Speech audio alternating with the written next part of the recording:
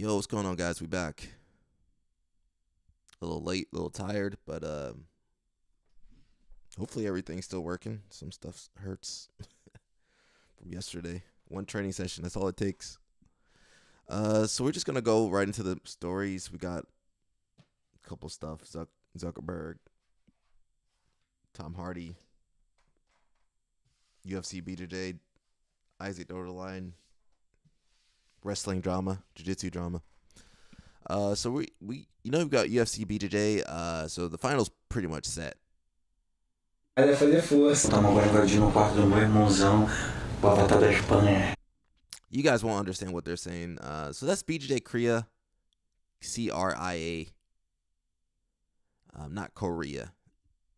And so they're like, behind the scenes, they get all the good scoops, because they speak Portuguese. So, they're not affiliated with Flow Grappling or IBJF. They have their own thing. So we got Harrison over there getting ready. I believe the match is on Wednesday, tomorrow, so probably getting good on weight. Did you guys see that picture of Mikey? We're going to pull that up too. But anyway, that's Nathan Chung. He's a really good competitor too. So that's him, and I guess they're getting ready for tomorrow. I don't know if they weigh in today or what they have to do, but the match is set for Wednesday, the 25th of June, so you guys can check in on that. I believe it will be on Fight Pass, so you guys got to have that Fight Pass ready to watch it. I don't have Fight Pass. I got too many streaming services as it is, so if you guys want to check that out, go ahead. We'll listen to what they're saying. They're talking in Portuguese, which I only understand a little bit. E você aponta essa finalização? Cara, o que conta mais é você quase finalizar. Eu posso passar da guarda, mas se você quase finalizar, conta mais. He's gonna try to pass, fazer qualquer tipo de ponto. which is not a good A idea. especialidade da casa é fazer força. You don't have the tools to beat Mike. Mike. Meu irmãozão, o avatar da Espanha, Harrison Santos, vamos lá comigo no quartinho. It sounded like he was gonna try to pass the guard. He actually has a good guard too.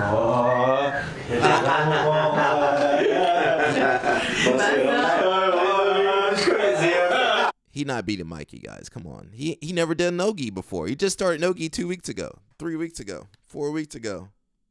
He ain't gonna beat Mikey, bro. You can't pass on Mikey. He can play double guard with Mikey, but it's gonna be hard to win. Espanha brava na queda de braço nível do homem.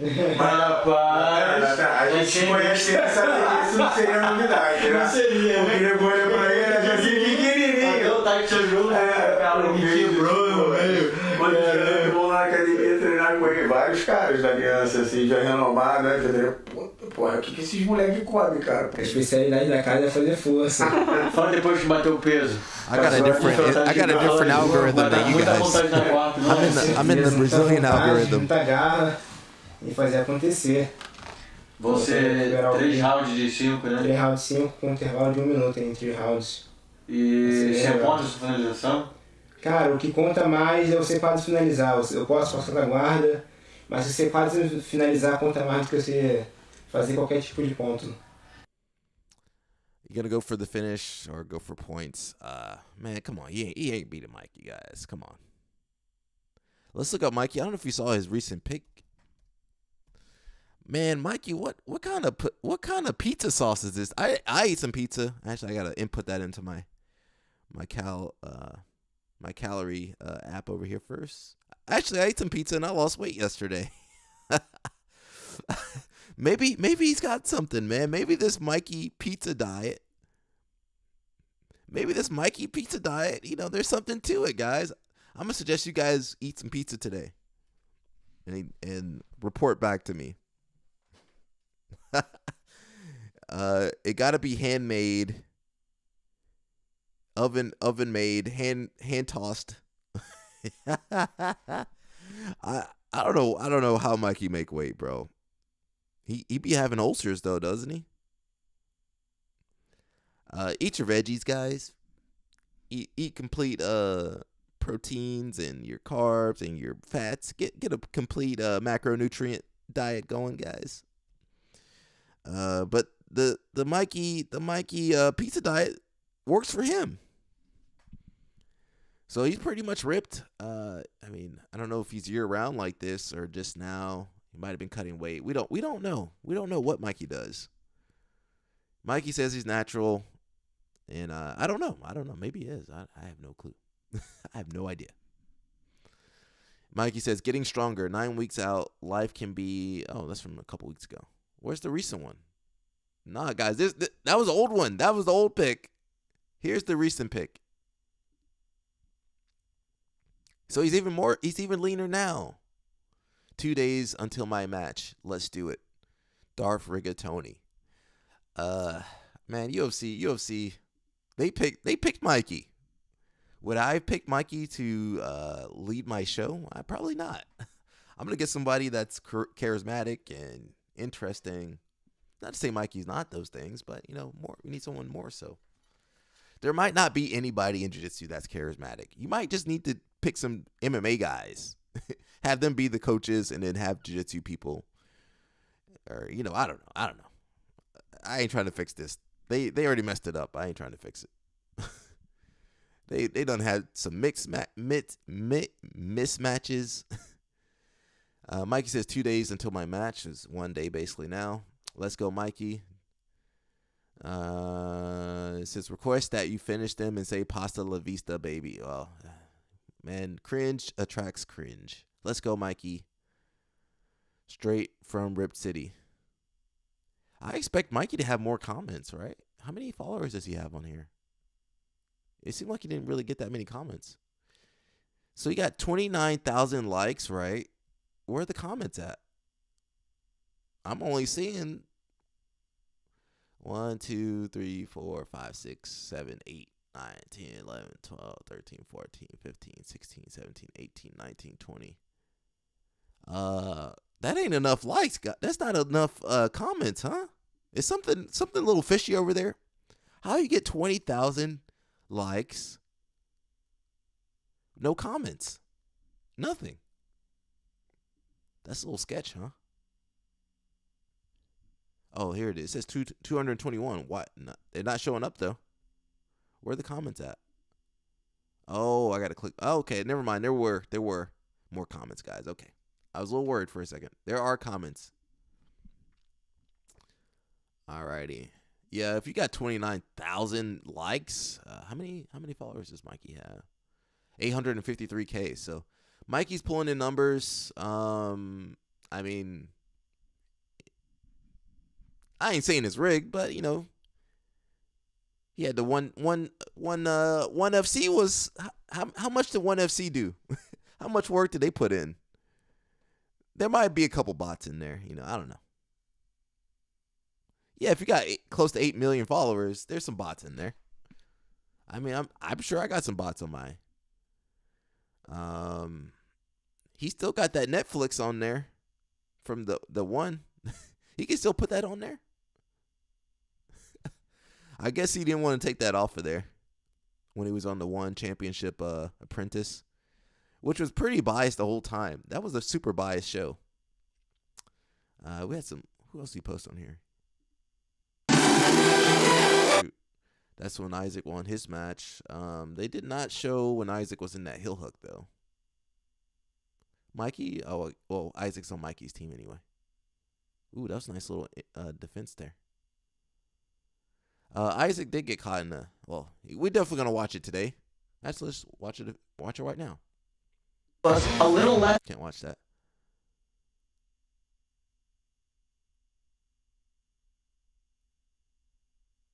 Wait, why are these guys fighting? Wait, weren't they on the same team? How did they end up fighting then? Can somebody explain that to me? So this is when he beat Gianni. But wasn't Isaac on his team too? How are they both on his team? I didn't watch the show. So that's Carlos Enrique. He's a tough guy. He's a kind of up and coming dude.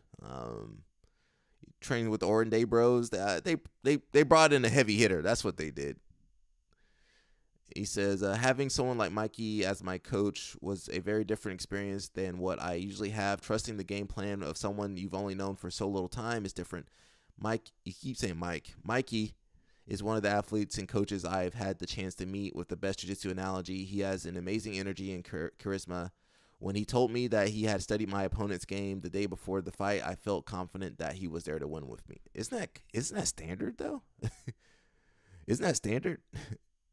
A lot of these Brazilians, they work hard, man. To get to America, they work hard, and sometimes they get, they hook up with some of these schools, these some random schools. They be using some slave contracts to some of these schools. How did Isaac end up fighting that guy? They traded teammates or something? Yeah. So that's Mikey. What else we have going on? We got Gio. He should have been the coach on the show. He should have been that coach, but they took him out. Gio says, I love being the little guy. It's not easy, but but somebody's got to do it.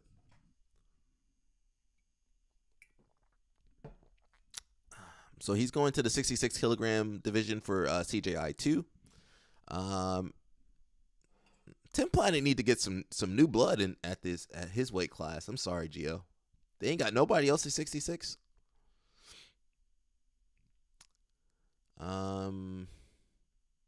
Yeah, I like Gio, but they need some new blood. It's coming from me. I'm old and I'm still competing. We got a meet over here. Can't play that music. She's doing a wrestling camp, and I guess it's sponsored by Dollarmer. Dollarmer was. Why was Dollarmer sponsoring Final X? All the wrestlers were complaining about that mat, that slippery Dollarmer mat. So, can I pause it? Okay. It looks like she was doing a clinic with Aaron Brooks. She mostly focuses on the girl side. I mean, there's a lot of boys in there too. She got good stuff to teach, Can you guys see the level? So it says, ready for summer camp, boys and girls, all ages, gut check tournament. So it was Amit Allure and Aaron Brooks were the assistant clinicians. Oh, they're the main clinicians. And then they had some assistants, Lisa Ellis and Andy something, former, and Sammy Colbray. All right, so if you ever get the chance to take a wrestling clinic, I love doing those wrestling clinics. I don't really do the free, the I'm not gonna wrestle with the kids really, because the kids be crazy. High school kids be crazy. You might be wrestling PJ Duke and you don't know it.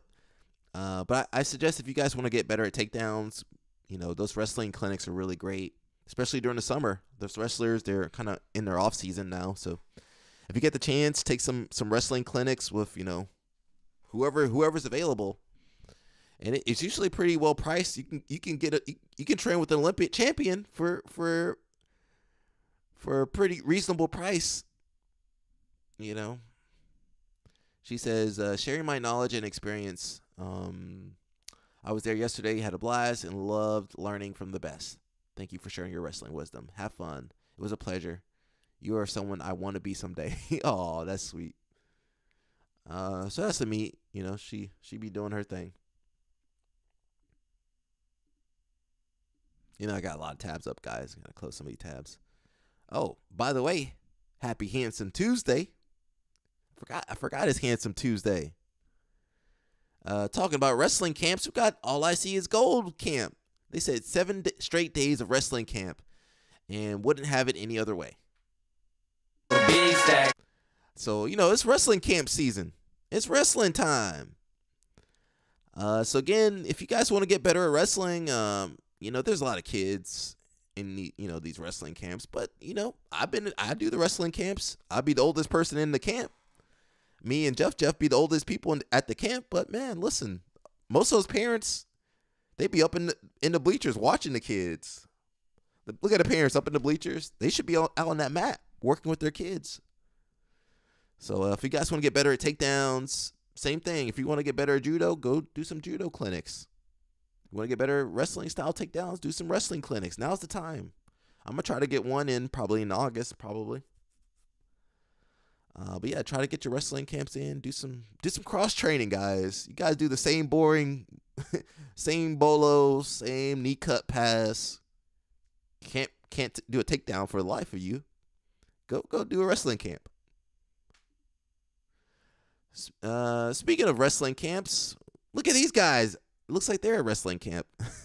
That hot tub a little too small, guys. I wouldn't be up in that hot tub like that with all you dudes. No Diddy. no Diddy over there. Yeah, that hot tub a little too small, bro. And Big Dan, Big Dan taking up all the space. You guys getting some secondhand vitamin contamination just by being in that water. With some of those guys. You're gonna feel strong after you get out of that water. That water gonna have you feeling strong. You ready for the tournament. You don't have to do nothing. You just got in that water. They need to test that water though. Shout out to some of these guys. I know some of these guys. Trained with Big Dan before. Trained with John Carlo and some of these other guys. Met some of these guys too. Danny Choppa, what's up, bro? He says, "Hola, mi amigo. Finally getting into the groove of my new work area. Awesome. Good to be back in. Happy to have you. Fully agree with cross training. I need to drill takedowns while exhausted." I mean, you could do them. You could do them if you got energy, exhausted. Just put the time in. That's how you get better, right? Just put the time in. Big Dan said, "Can't wait to see the memes that come out of this one." I mean, you guys are the meme. The meme's already right there. Says, "I'm just sad Lucas didn't make it for the tub party." Is that Cyborg's ex-girlfriend, Maggie? I'm forever gonna associate the two. I'm sorry. Cyborg put her on, bro. I mean, she was some other dude, but who put her on, guys? It was Cyborg. Cyborg was there first. And weren't they all at the same gym? Man. People be wild.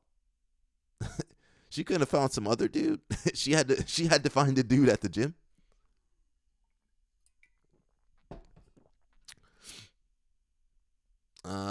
I'm not gonna read any more comments. I'll let you guys infer. So we got Team Alione. So they're going to Kazakhstan. I want to go to Kazakhstan. Not with these guys. I want to go on my own, have some fun, do some wrestling. So they're getting ready for the AIGA Championship League, who knew that was happening? The final stage, first day vibes, team energy, and something big in the works. Stay tuned. Event dates are June 28th, so it starts this weekend. Did anybody know that? If it's under Flow Grappling, I can watch some of the matches. But if it's like Polaris, I can't watch that. If it's UFC, BJJ, I can't watch that. I ain't watching nobody that hit me with a copyright strike. Screw off, bro. Anyway, this Team Alione, this is a team that homeboy Joseph Chin be on. Let's see if they got music on here. Can't play it. So you got Gianni over there. You got some Russian dudes. Who else over there? I don't know. People from Kazakhstan. They got the Corby bro. Did the Corby bro cut his hair? Corby bro, why you cut your hair, bro? You got Kenta. Yo, shout out to Kenta. Who else over there? Yeah, it looks like a Corby bro. I could be wrong. I don't know who that guy is. That's that Wojcik kid. So we'll see how they do. I don't know. Man. I don't even know the rules. I mean, I compete at IBJF. I still don't know the rules. I'd be arguing with the referees. And referees told me they ain't biased, but I don't believe them. Speaking about competitions. Being like a young girl in the sport. Can't play that. Got music. Nia, she's the girl that's going to be fighting Helena. So she says, unfortunately, girls tend to drop out.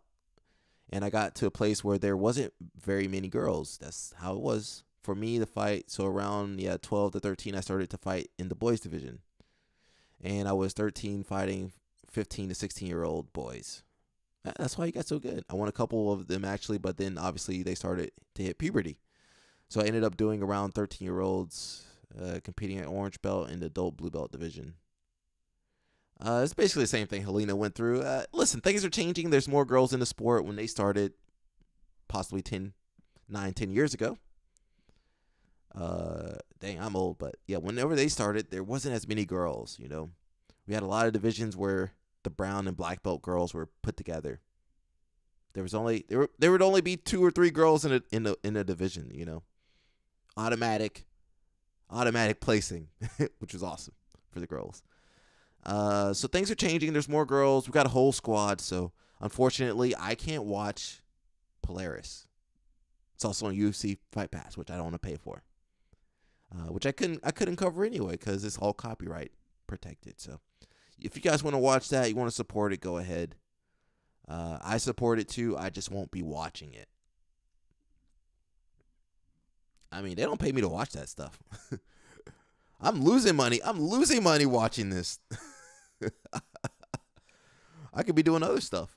I could be training. So we've been talking a lot about wrestling. It says per Matt Scouts, Bo Bassett and Melvin Miller wanted to train at HWC, Hawkeyes Wrestling Club, as other programs do with their recruits. So you guys know they have the college program, and then they have their RTC, their Regional Training Center, where the big boys go. So think of Penn State, you got the college, and then you got the Nittany Lion Wrestling Club, where Kyle Snyder, pants down, single it out. Kyle Dake be over there. Storaci and some others, they be over there.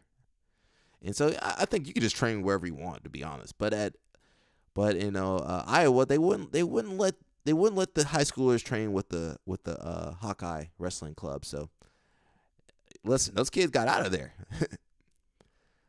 So Tom Brands, that's the coach over there. He told him no, and he wasn't going to be told how to run his program. So these guys, a lot of these guys, they do freestyle. So usually at the wrestling, the wrestling clubs, they do more freestyle for the international kids, the senior guys. So I think Tom Brands messed up, bro. He messed up. He should have just shut up and let the kids train. You should let the kids do whatever they wanted. They would have, they would have stuck around. So, and I guess Melvin Miller wanted to commit to Iowa, but he was like, no. And then Bo Bassett, one of the most popping kids right now, he said no too. So good job, Tom Brands. Iowa, they're not gonna do well. They do okay. I actually do like Iowa. I like some of their athletes, Spencer Lee in particular, but I'm not, listen, they somebody said they need to get out of there. They from the 90s. They need to get the 90s 30 years ago, guys. 20 to 30 years ago. They need to get these guys out of there. Get some new blood. Danny Choppa says, them IBJF refs do be biased, even though it wasn't IBJF. One of their refs at the NBJJ deducted a point because I accidentally was gripping shorts in no-gi from being exhausted. I was already losing. Dang. He's like, nope. Danny Choppa says, made me watch my hand at the IBJF, especially when my hand slid inside the ankle band they use in no-gi. Yeah, I mean, I don't even know what's going on. And then they get on this earpiece here, and they take your points away. They give the match to the other guy. Pretty terrible time. So we got a couple stories over here. Let's read some comments. There's more to it than Bo and Melvin wanting to train there. The Basses, this ain't the right story. That ain't the right story.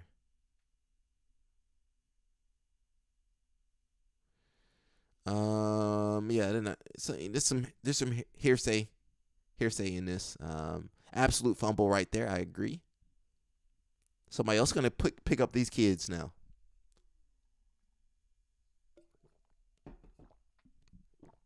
Tom and Terry need to go. I mean, these wrestling coaches can do whatever they want, and then I mean they can do everything but bring in the NCAA championship, but they can do whatever they want. They can ruin their program. They can kick the top talent in the country out. So says Bo gonna fall off in college. He already on. Bo Bassett already on. He already doing well on the internationally and freestyle wrestling. Well, both are international.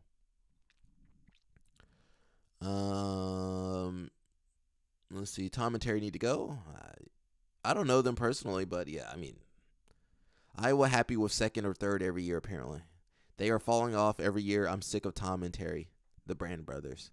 Who's going to replace them and do better? They are nearly top 5 every year. Not always. They are the last team coaching staff besides PSU to win a title. The Brands brothers are legit coaches and proven winners. They have a burning desire to win that unfortunately you can't teach, just like John Smith. Well, they doing the same stuff. They're going to get the same results. How much? Yeah. They have a burning desire to win that unfortunately you can't teach, just like John Smith could not. Brands brothers are not the hot new trend. However, they are tested and have won titles for the team. Not in the last 5 years. See programs with coaches do much less than Iowa still at the helm. It's a tough sport, and it's tough to beat PSU. But they're not going to beat PSU. Oklahoma State placed 10th in 2024, hired David Taylor, and were in the race for second place while producing multiple national champions. Iowa placed 5th in 2024. Opened up the piggy bank to buy 3 preseason number 1 guys and placed 4th. Penn State and Oklahoma State are loading up with huge talent and are developing guys into the best version of themselves. Iowa is not doing anything close to that. The funding will run out if they continue to blow millions of dollars. Yeah, I don't think Iowa gonna. You guys might defend Iowa, but I mean, they're doing the same old stuff. They think the stuff from the 90s still working. The mentality that they still think the 90s mentality is working. And you know they're gonna get left behind. They got left behind. they already been left behind. You got to adapt. And I keep saying this term: you need some new blood, especially when that old blood gets stagnant. Let's see when David Taylor wins a team title for OSU, or how many titles he will have within the same time span. Brands have been coaches. I'm a fan of OSU, but it ain't as easy as you think. Up one year, down the next, except for PSU. You don't know the Iowa payout numbers or what other programs pay. It's mostly speculation at this juncture, but you can't answer the question, who can replace Brands? There's people in the pipeline. You got newer people that can, I'm not saying they'll do better, but you got some people that can bring some ideas. The Brands brothers ain't got no ideas. They doing the same old things. Same old mindset. This mindset they got rid of the new blood that was coming in. Kids that their dream was to wrestle at Iowa. How you mess up that badly? You losing top recruits. What are you doing? If this was basketball, collegiate basketball, he would have been out of there. They would have been out of there. It says provide their coaching credentials. People are like, hire a guy like Dake. I'm not saying Dake can't be a great coach, but understand DT had been coaching top guys for a while. I mean, kids. He had a wrestling clinic. What was the name of his clinic? I can't remember the name of his wrestling club. But I mean, he had some good kids coming out of there. But that wasn't nothing to say. How you go from club coaching to collegiate top coaching at one of the best collegiate schools, one of the best college programs. They took a risk in bringing David Taylor in, and it's paid off. Man, come on, man. You can't tell me these new guys, they got some new ideas. David Taylor, he's fresh. He's been wrestling. He just did the Olympics and the World Team Trials, Final X. They know what's going on. They know what's happening with the sport. The Brands brothers, they've been out since the 90s. They out of touch a little bit,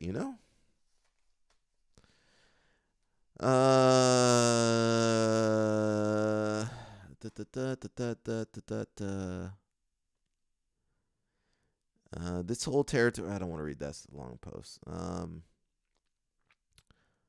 Somebody saying Bo wanted the HWC Hawkeye Wrestling Club to pay for flights and stuff for Bo. They should have just done that shit. I would have paid for the flight. I would have, I'm like, shoot, let's pay for the flight for this kid, bro. That ain't nothing, bro. Pennsylvania to freaking Iowa? What's the cost of that flight? $200? bro, come on, bro. That ain't nothing. These guys get hundreds of $1,000s a year. They can't get one of the boosters. Hey, yo, bro, cover the flight for these kids. They could have sent somebody down there to get these guys. They could have done a road trip. If they want to spend no money, send somebody down there to pick those boys up. Put them on a bus. Tom said that he'd pay for both since he's committed, but he wouldn't pay for two people who might not commit. Well, I don't know, man. Who cares? They their own worst enemy. I don't think that's actually true. People be making up stuff online. Feels like the Brands only have room in their heart for one true star at a time. T-Ram, I don't remember that guy. Was the man. D. Dennis returned. T-Ram left badly. Thomas Gilman became the man. Dennis left. Spencer Lee was coordinated. Gilman left town badly for PSU now. Bo wants his share of the love, and the Brands told him no. Spencer isn't going anywhere. He's the Pope of Iowa City and on top of his game. Just my take. It would all just be a coincidence. Said the old school way is exactly what it says on the tin. As long as Wrestletown's cool with staying a number 3 or number 4 program, then good for them. So we got another post. It's kind of the same. I know you guys don't like wrestling. I like wrestling. Guys. It's important that we cover this wrestling stuff because this could all happen in jiu-jitsu eventually. 10, 20 years from now, I'll be too old to be a coach. Let's see. The Wrestling Room says, no, Bassett decommitting to Iowa wasn't about money. No, his dad wasn't wanting to coach at Iowa. He is coaching at one of the best high school programs in the country. No, Brands isn't retiring, but probably should. A lot of rumors swirling. The truth is, Iowa can't figure out how to do what the other top programs are doing. They in the way, that's why. They had a chance to get all of the brothers here, and the RTC was not giving them the same support other schools provide. They had a great chance to change the program with the number 1 recruit in 2026 and the number 1 recruit in 2027. They dropped the ball. Big time. These kids have goals. They want to train and transition into college ready to go. How is Hawkeye Wrestling Club not able to make that happen? Now the Hawkeye fans will make excuses for the coaches. This is Iowa. How aren't they keeping up with others? Why do they barely have any wrestlers at the US Open? Where were their top guys? Do they even have an RTC or just Spencer and DeSanto?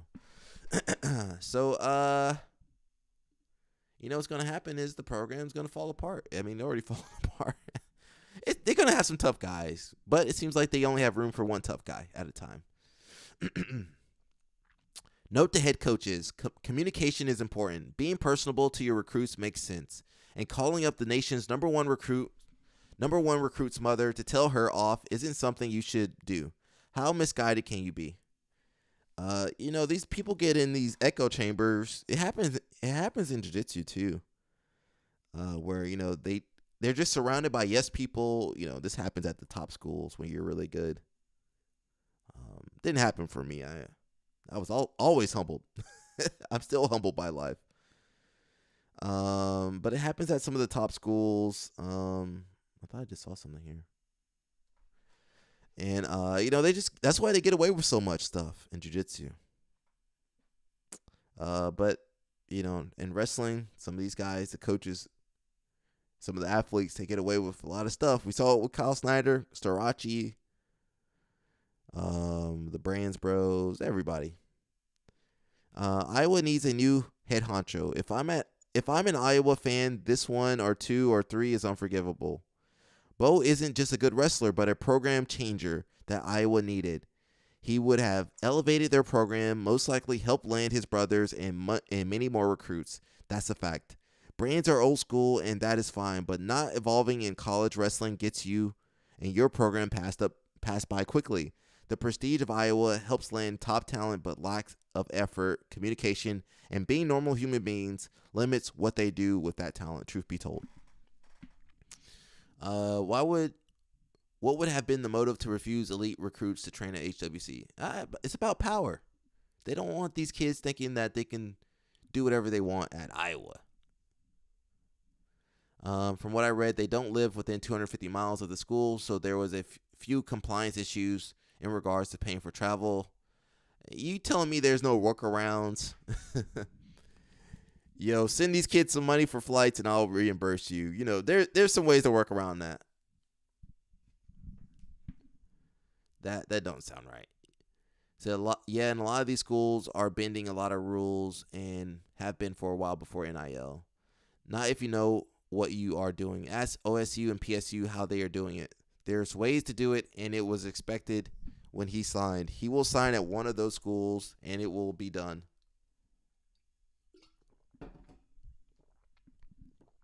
Iowa just can't make it happen. Says, they're finding ways around the rules, and maybe Brands isn't willing to do that. I don't look at him as less of a coach for doing so. It's ultimately his choice. Someone said, who are the brothers? I mean, bro, you don't know wrestling. Tom and Terry are royalty, the twin princesses to the King Gable. They aren't going anywhere, and who would they bring in to replace them? It would have to be another former Hawkeye. That's not true. Well, David Taylor, he wrestled at Penn State. Now he's at Oklahoma State. I mean, they're a fool if they need to bring someone from their alumni. If they're only looking at their alumni. Are there any outsiders on their staff at the moment? It might be silly, but I'm sure they feel wrestlers come and go, but Hawkeye stay. Hawkeye style is forever. Casual eye offense.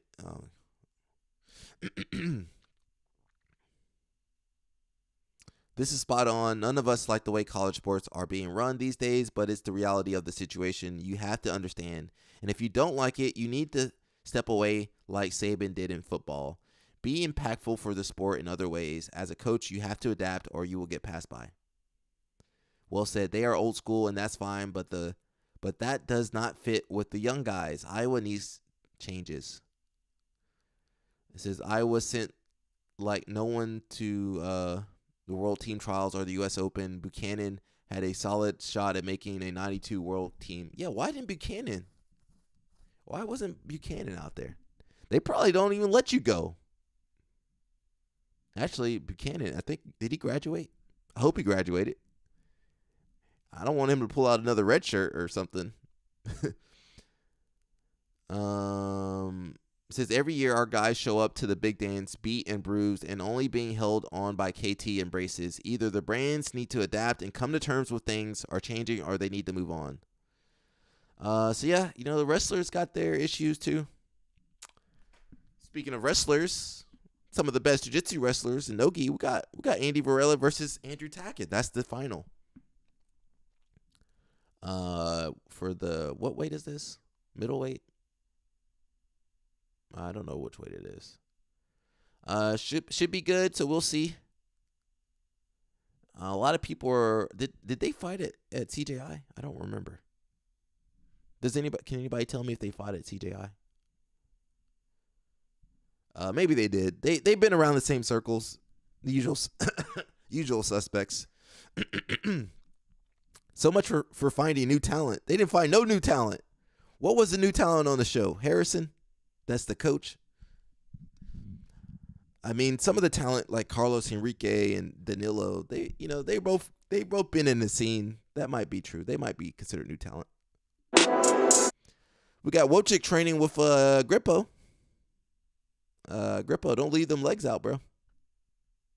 They got music on. Over here. Can't play the music, guys. So pretty cool to see these guys out here. I mean, he's like a submission artist. Grippo more of a points artist. They don't really got that many finishers on their team. What's the name of their team? Is that Alione team? Who's the finisher on their team? I think just him. Kenta is a point fighter.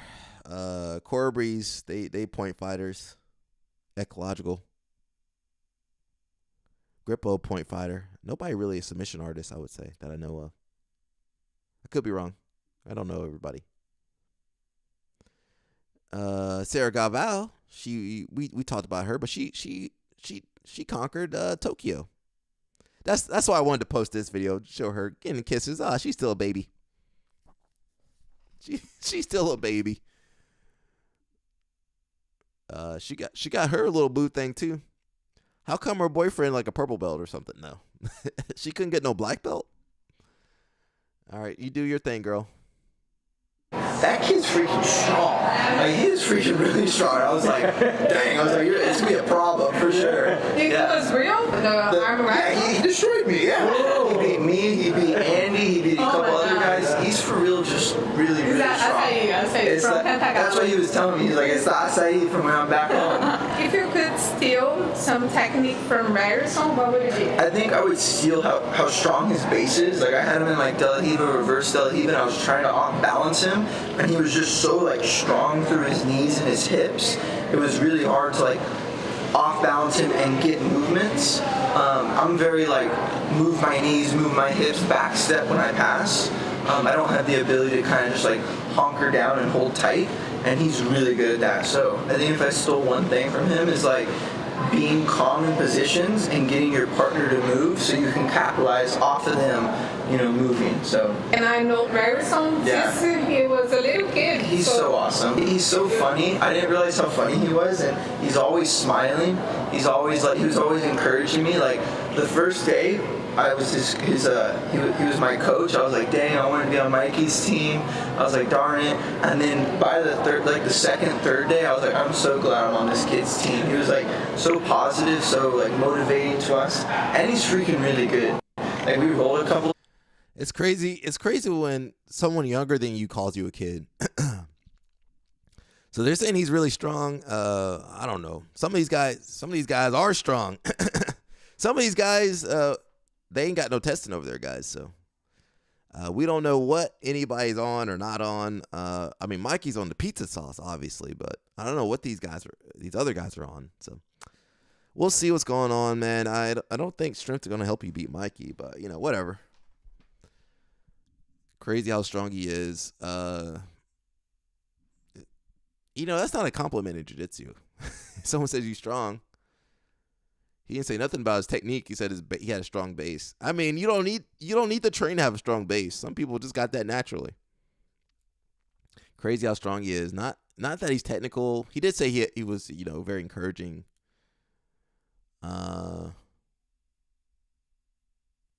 Mikey over there. Mikey about to get his wrist broken. I mean, what does arm wrestling show in jiu-jitsu though? We don't show nothing. That's our sport, guys. That's our sport. He's strong.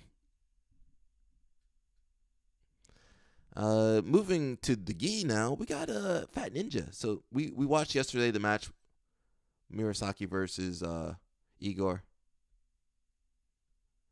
Really good match, actually. I picked up some really good details about guard retention from him, actually. So that really helped me, especially when I got to fight really, really strong people.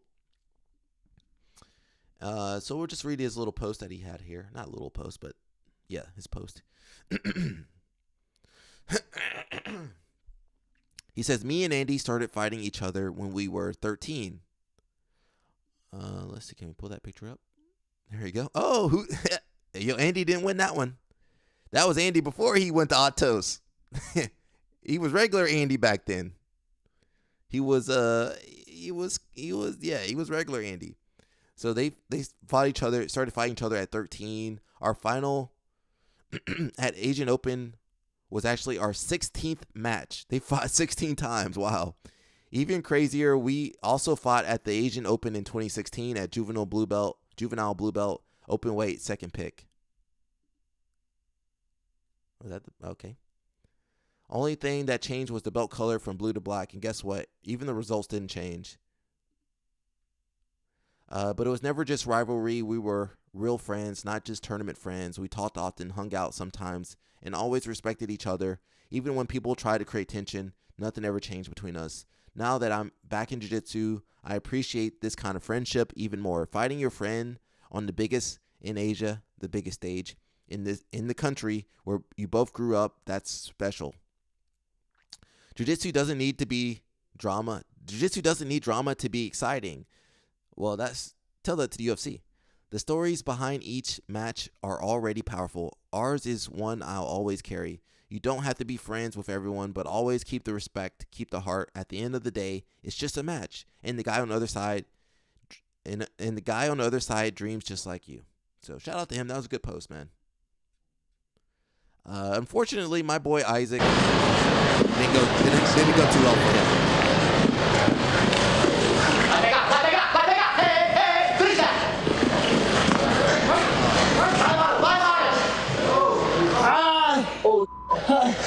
Então, pessoal, nosso oponente vai começar a fazer o berimbolo dessa forma. A primeira coisa que eu preciso fazer é ficar de joelho. Não.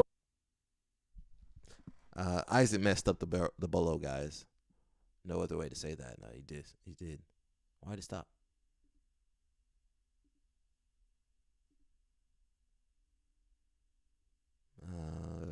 I think we got another clip of that, but yeah, he messed it up.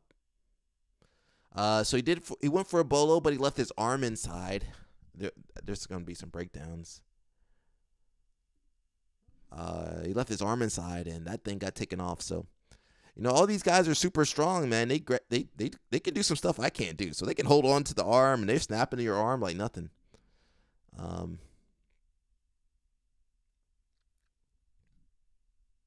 Let's see if Dessa forma, a primeira coisa que eu preciso fazer é ficar de joelho, não colocando o quadril no chão.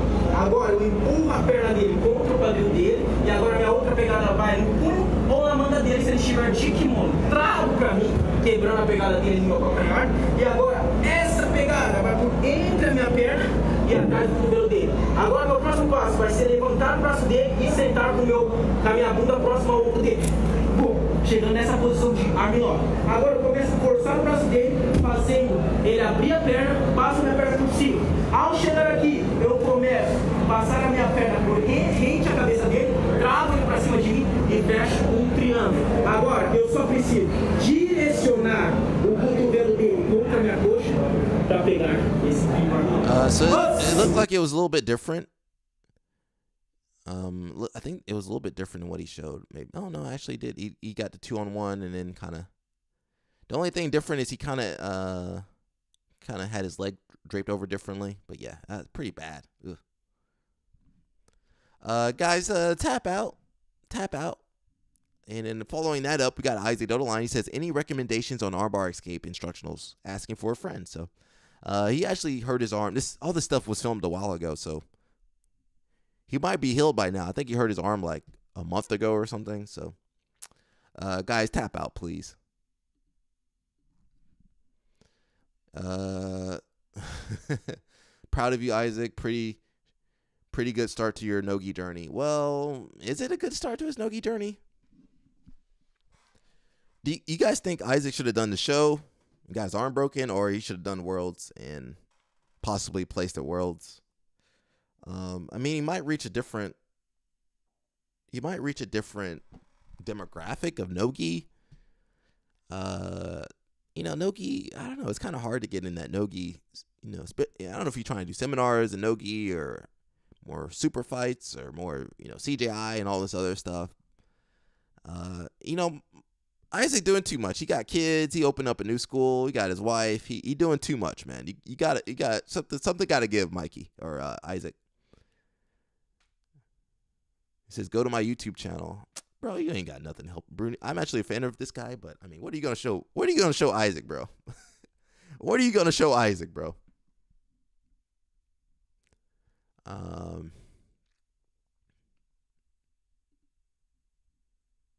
Intensity Camp. I'm Dylan Taylor here with.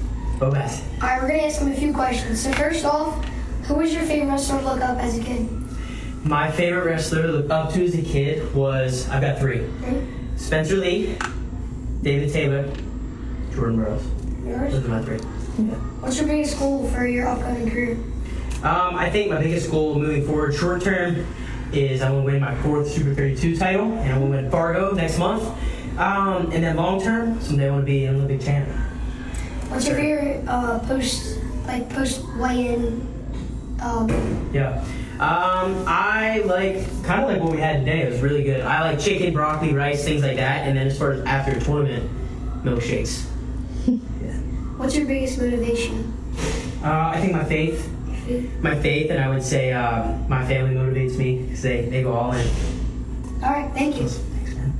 Let's go. So guys, for the first day of the intensive event, So Bo Bassett doing a camp at All I See Is Gold. So that's over here in Jersey. I think it's just for kids though. I can't do that one. But shout out to him. I do like how a lot of these wrestlers, they are very outspoken about their faith. Some of them fall down. Some of them fall down in the public sphere. Kyle Dake, and some others. But the majority of the wrestlers, they're very strong about their faith, and they just want to wrestle, bro. They don't really start no drama. They want to have their milkshake after. They're gonna eat their broccoli, chicken, rice before the match, and then they're gonna have their milkshake after the match. So, I mean, there's not much drama in this sport, except for jiu-jitsu, because jiu-jitsu pretty dirty sport. These guys, jiu-jitsu a dirty sport, man. Compared to wrestling, the image of jiu-jitsu is kind of all over the place. Even Craig, Craig be doing all sorts of stuff that, ain't really conducive to the image of the sport. MMA too. But wrestling, I feel is still pretty pure. That's Bo Bassett with JB over there. I ain't saying there's no dirty wrestlers. I'm saying they better hiding it. They don't really put it out in the forefront, except for when they get caught on camera, like Dave Taylor. Speaking about Olympic sports, we got judo. I like to show some love to judo. You guys know I like to show some love to judo. We got J Flow. He says Happy Olympic Day. I think that was yesterday. Jiu-jitsu people can't celebrate that one. He says, I spent 20 years of my life chasing the dragon as an elite athlete, traveling the world with the aim of being the best. I experienced so many highs and lows within the journey. I was only able to reach being an alternate on the 2004 Olympic team. It wasn't until years later that I was invited to coach the U.S. squad, and I was able to experience being a part of Team USA as an Olympic staff, which was extremely cathartic and gave me closure on that portion of my life. Here's to all those out there who have a dream and do everything they can to reach those goals. So, shout out to J-Flow. That's a lot of people, even in jiu-jitsu, there's a lot of really great people that never won a world championship. Well, we don't have Olympics, but there's people in jiu-jitsu that never won a world championship at black belt, never won an ADCC title, but they're really great. There's really a small difference between some of these guys. Maybe it was just a day of competition or injuries or circumstances or, mindset. But, a lot of people out here are fighting, doing their best to make their dreams come true. So, I respect that, man. That's him at the Olympics. I forget, Tokyo? He did 2020? Oh, shoot. That was not the most fun Olympics, huh? And some of these guys since kids, even people like Andy Murasaki. Andy Murasaki ain't won a world championship. He got he fumbled a world championship this year, but he's not. He's been training since he was a kid too. Ain't won a world championship, and several other. I ain't won a world championship. I'm still trying, but if I don't win one, it'll be okay. I mean, where's USADA at? I need USADA backing me up. So this is the matchup for UFC BJJ tomorrow.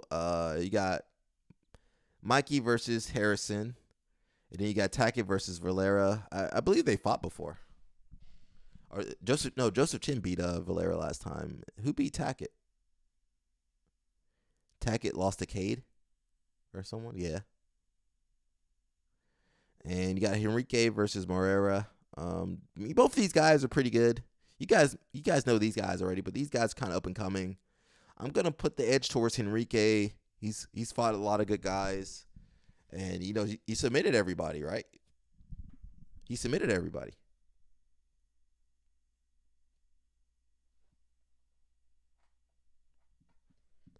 So that's on Wednesday, guys. Again, I can't cover that. UFC will hit me with copyright strikes, so I can't cover that. So yeah, he had a submission over Isaac and Gianni. So pretty impressive run. I will say these guys are older. He 33, he 32, he 25. It's the young gun, the young lion taking out the old lions.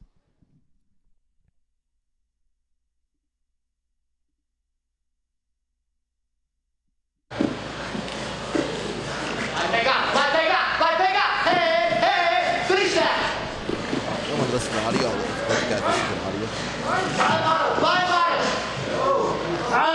Oh shit. Why did Isaac not scream? He didn't scream until the last possible second. I'll pull Gianni. I'll tap out faster.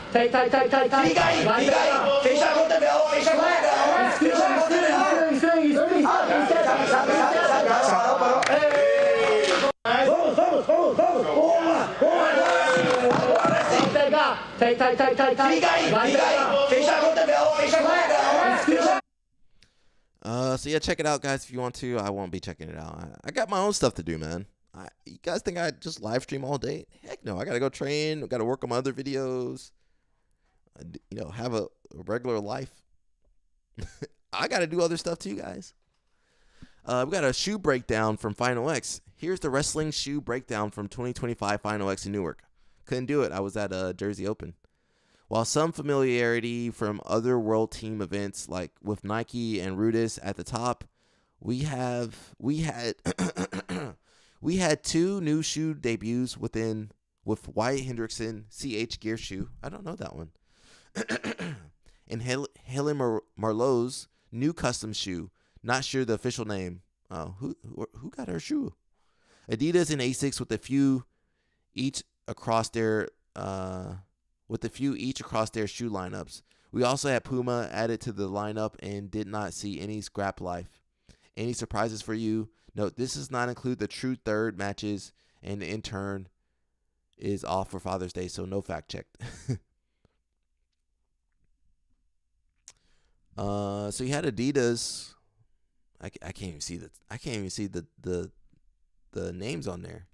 Adidas was represented. Adidas, people have been wearing Adidas lately. Asics, a lot of people like Asics. I'm trying to see who was on there. Messenbrick, Leidenhall, Heidley, Jimenez. Nike, I know some of you guys like Nike. Shout out to my boy Xavier. He liked Nike. You had Day, Carr, Haynes, Valencia, Barr, Hillinger, Taylor, Gonzalez, dang. Winchester, dang. Guilford, everybody's wearing some Nike. Rudis, who was wearing Rudis?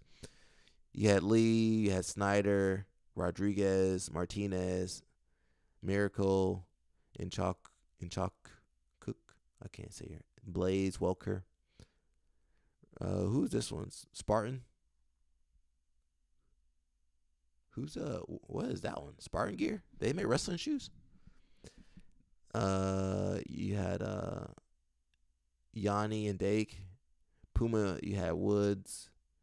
I don't know who. And Helen had her own custom shoe. Helen, who made your shoe, girl? Who made your shoe? Jason says, Mikey was such a good coach. He made a good game plan for all his guys. The game plan he gave for Davis was working great until Davis made a mistake. His coaching during the match was clear and easy. Awesome. I mean, Mikey, I'm not saying Mikey's not intelligent. He's super intelligent. He definitely does his research. The thing is, people evolve too. That's something I realized doing a lot of research. Some people will, stick with the tried and true, but in other times, crazy situations occur. Did Mikey think that Isaac would get his arm broken? Probably not. And some of the other guys, probably not. How they lost. So you can't control everything. I don't care how good your coach is. Your coach ain't fighting for you.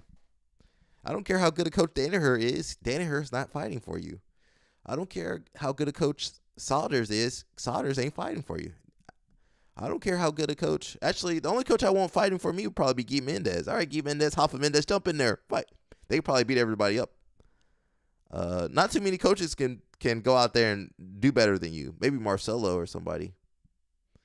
But most coaches, you you just go back to the drawing board.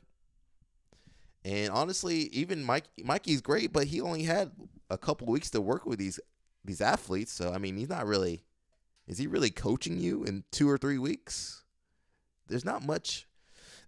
There's not much you can gain in that time period. Maybe some small adjustments.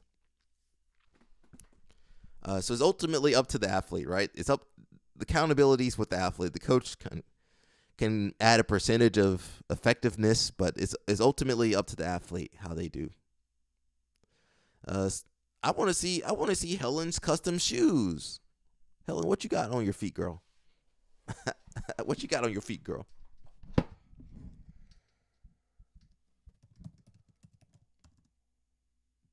Morales.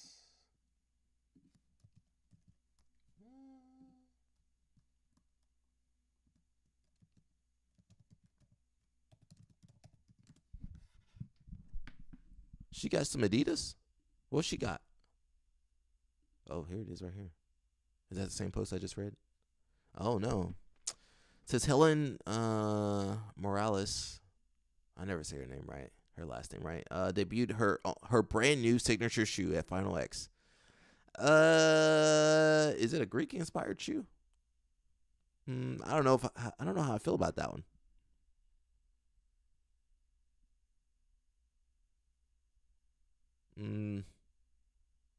She should have just got some Adidas. I'm sorry, Helen. I'm sorry. What is that inspired by? She should have just got some Adidas. The Adidas look cool. I'm sorry, Helen. I don't like your shoe. I'm sorry. I'm sorry, girl.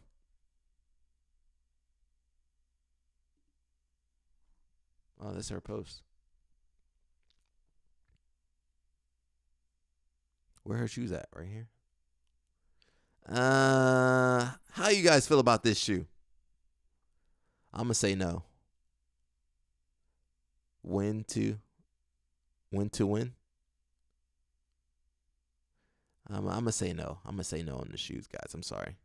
Would you rock a pair? No, I wouldn't.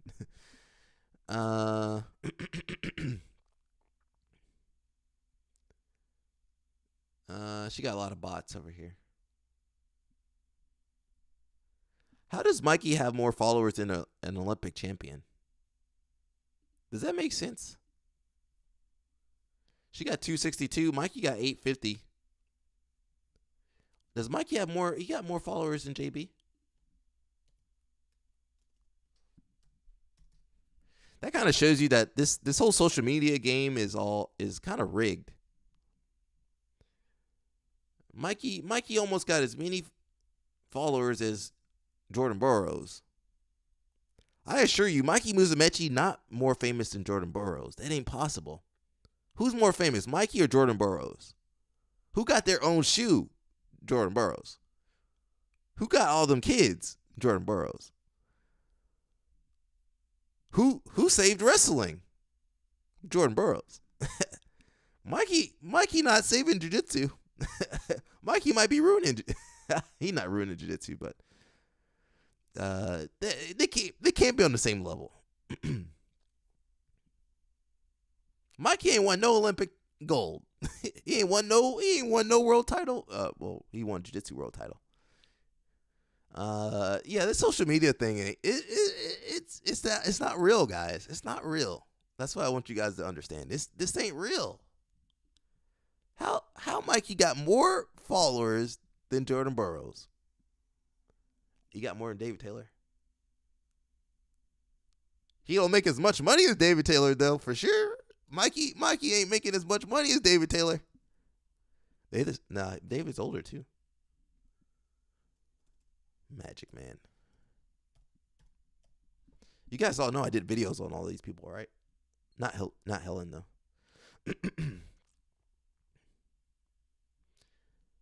Okay, David Taylor got about almost 600,000.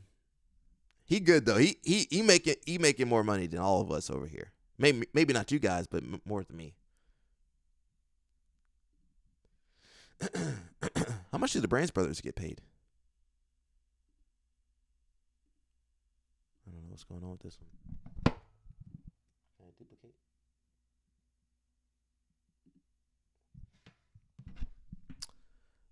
That was David Asari. I'm not gonna cover him. We talked about John Jones yesterday. Let's see what Hawani had to say. The illustrious career of John Jones, the supposed greatest of all time, ends at a post-fight press conference in Baku, Azerbaijan, is a joke. Is an absolute joke. I'm sorry, but this is an absolute joke. Tom Aspinall is going to Las Vegas. At the very least, present him the title.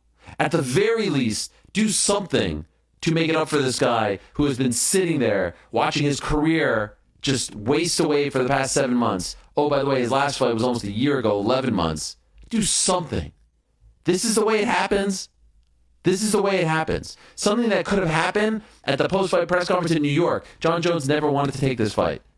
And anyone who tells you otherwise is not telling you the truth. As I've said time and again, John Jones asked for a lot of money. He asked for the number that everyone was talking about. He's asked for a lot of money, and as I said time and again, he deserved that money. He earned that money. After much negotiation, the UFC got him that money. Did they ask for help? That remains to be seen, but they got him the number. And John Jones said he was in. And then a couple of days later, he said he was out. And ever since then, the UFC has been trying to convince him to come back, to take the fight, one last fight. And he said no. Dana White guaranteed this fight would happen. He guaranteed it would happen as recently as a couple of weeks ago. It was already not a thing. The way in which this has been handled has not been great. And the fact that Tom Aspinall, at the very least, couldn't get some sort of, oh, here's the belt, here's the ceremony, here's your fight, here's your date, is shameful. The fact that the illustrious career... There you go, UFC. You guys know I don't defend the UFC. I don't like the UFC. Don't like Dana White. Don't want to have any dealings with Dana White. I'm all good. I think I met him one time, actually. He didn't really say much. We met him one time. He kind of came into the gym. Listen, man, I'm trying to warn everybody about UFC BJJ. You guys, you're like, oh, I love the fights. Amazing. I'm like, all right, bro, but listen, you want to be associated with Dana White and UFC, go be my guest. You guys go support that, okay? I'm not supporting it. I don't support Dana White. I don't even watch UFC unless it's somebody I really, really want to watch. But usually nobody. Poor Isaac, bro. Poor Isaac. Guy's arm broken. I blame Dana White. I blame Dana White for my boy getting his arm broken. You got Shaolin over there. I just met Shaolin not too long ago, actually, at New Jersey Open. We already saw the arm break, yeah. I just got a new update. You guys know I'd be updating this show real time, right? Who else got a show like this? It's kind of a lot of work, actually. It's kind of a lot of work for not a lot of views, but I love you guys.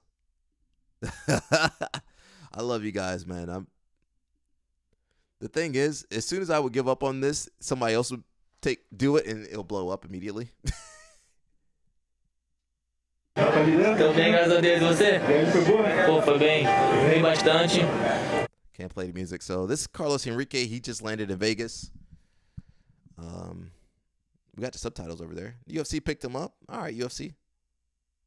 He got his girl with him. He good, bro. He got that neck tat on. He young. He 25. He got them neck tats like that. So he getting ready for his... He's like, I'm visualizing the final. Bro, you good, bro. Just go fight, bro. When you're young, you just go fight, bro. When you young, you good. Your body's good. Reaction's good. It's really not till you get older where you're like kind of overthinking stuff. But when you young, bro, just go out there and scrap. You know what to do, bro. It's in Portuguese, so that's why I'm not playing. I thought it was in English, but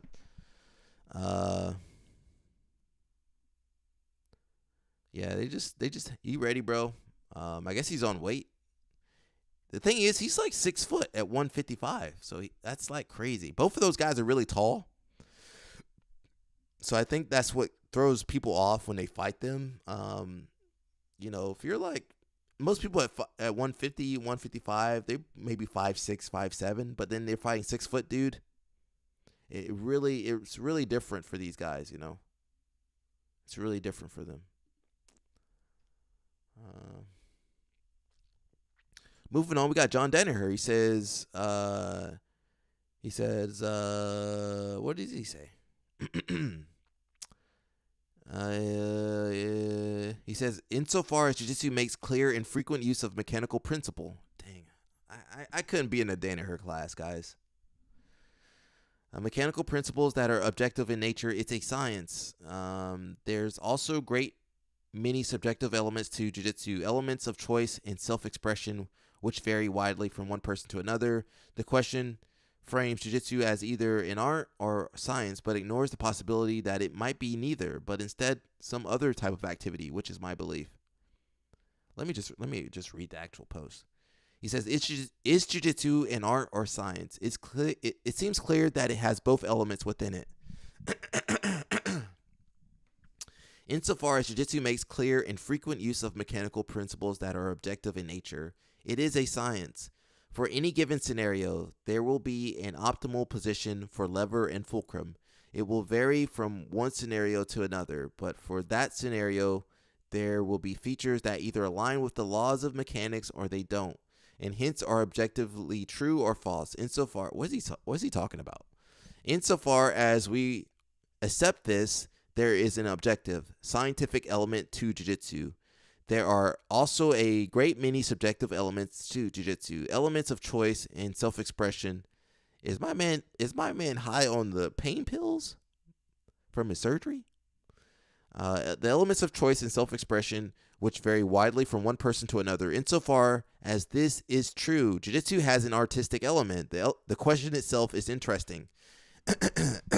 It frames jiu-jitsu as either an art or science, but ignores the possibility that it is neither, or might be neither, but instead some other type of activity, which is my belief. Either way, it's clear it involves both objective and subjective elements, and that a solid understanding of jiu-jitsu must involve both. So he talks exactly like a philosophy person, Very much. I don't know what he said. I couldn't make sense of it, but is jiu-jitsu art or is it science? I would say neither. Just like Danaher said. So if you guys looked at the thumbnail for YouTube here, we had Zuckerberg and we had Tom Hardy on here. One probably one of your favorite actors, and the other guy probably somebody you don't like. The UFC's latest venture into Brazilian Jiu-Jitsu isn't just for professional grapplers. It's also for basically it's also for social media superstars, social media influencers, YouTubers. I mean, I don't want to see no YouTubers grappling. I see some YouTubers grappling. I'm like, turn the TV off, turn the matches off. According to Dana White, it's also open to some very high-profile hobbyists. In a recent statement, the UFC president made it clear that tech moguls and Hollywood stars alike are welcome to step onto the mats. And he's not joking. White specifically named Mark Zuckerberg, Tom Hardy, and Mario Lopez as potential participants. So he basically clout chasing right now. He's trying to take their clout. Zuckerberg has competed in tournaments. Mario Lopez competes in tournaments. Tom Hardy competes in tournaments. So this is a sport. This is a spot anybody could come and compete here in jiu-jitsu. The announcement signals White's vision of a unique league that bridges the gap between traditional BJJ competitions and the UFC's massive entertainment platform. With White now serving as on Meta's board of directors, the possibility of Zuckerberg joining the competition isn't as far-fetched as it sounds. If Mark keeps training and competing and whatever, didn't he just tear his ACL or something? He could literally come here and fight in UFC BJJ. Did Mikey tear Zuckerberg's ACL? Allegedly.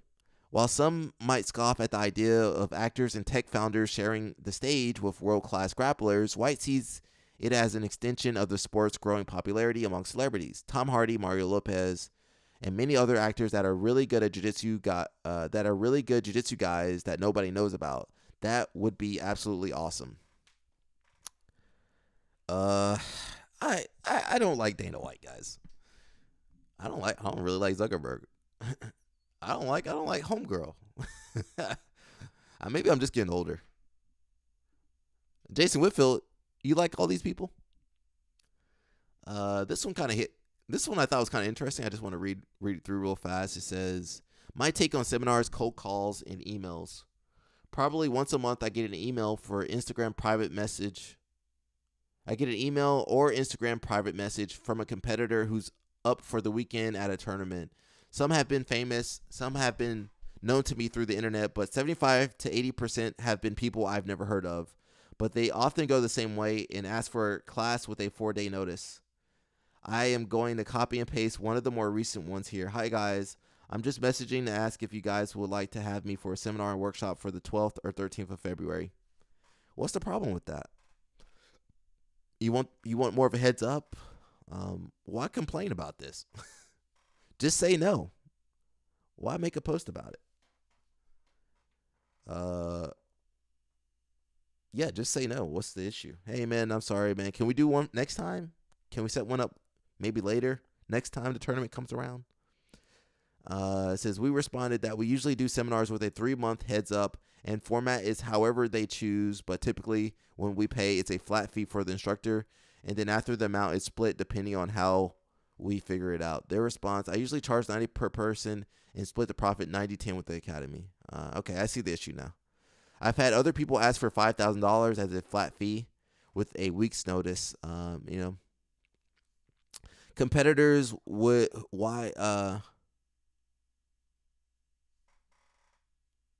says competitors, why would I close down my school for hours, cancel classes that people already paid for to have you come in, and why you got to do it during the normal hours? Why can't you do it on a weekend or something? I'm always trying to. I'm a solutions oriented person. I want to understand the problem, and I'm gonna try to give you some solutions. I've been trying to do that with the UFC BJJ. I said don't support them, support CGI. There you go. It's better, more benefit to the athletes overall. Okay, that was a solution. Not maybe you guys don't like the solution, but I'm gonna try to offer a solution. I'm not just gonna complain. Hopefully. So he says, why would I cancel classes that people already paid for to have you come in, and if they don't come, they miss out on a day, and if they do come, I get no financial benefit from it. To clarify, so he's also thinking about financially. That's also important. You want to make a profit, or you don't want to be in the red during the seminar. But I'm also thinking, when you do a seminar, aren't you trying to educate yourself, gain more knowledge? Maybe learn a different approach, or maybe, especially if it's like your favorite competitor, pick their brain. That's so amazing that you have that ability. Like if you have someone like a super high level, you can ask them whatever question you want. You can get Lucas Lepre there. You can get Gordon Ryan, or Mendez Bros. You can ask them whatever question you want. That's pretty amazing. I understand what he's talking about financial benefit, and that makes me think about, there's been this debate that American instructors can't create world champions. I think only Lloyd Irvin has created world champions that I know of, American. You can say Lovato, but he trained with the Hibero brothers, and a lot by himself too. But so many American instructors are only about financial benefit. That's all they care about, making money. So they don't have the mentality to create a world champion, a high level grappler, high level athletes, because they're only focused on making money. And I see that issue all the time. Of course, schools want to make money. Your school should make money for you, But a lot of schools, they go all in on becoming McDojos. They only got white belts at the gym. They get dojo stormed. There's nobody that's actually good at the gym to represent the school. So it just makes me think, at least in America, that most of the people are all about making money, only financial benefit.